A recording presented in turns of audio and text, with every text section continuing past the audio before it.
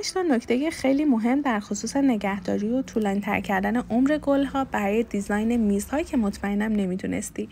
لیسیانتوس رو تنها دیزاین بکن چون بقیه گل‌ها روند پیریش رو سریع‌تر میکنن.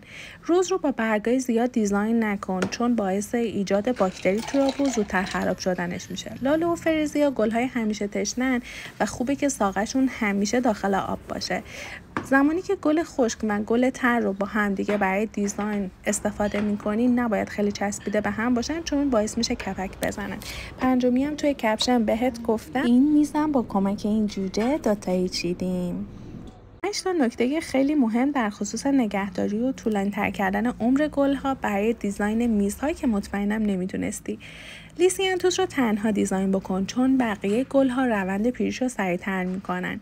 روز رو با برگای زیاد دیزاین نکن چون باعث ایجاد باکتری تو آب و زودتر خراب شدنش میشه. لاله و فرزیا گل‌های همیشه تشنن و خوبه که ساقه‌شون همیشه داخل آب باشه.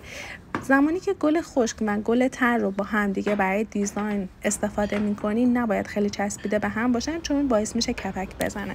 پنجمی هم توی کپشن بهت گفتم این میزم با کمک این جوجه دوتایی چیدیم.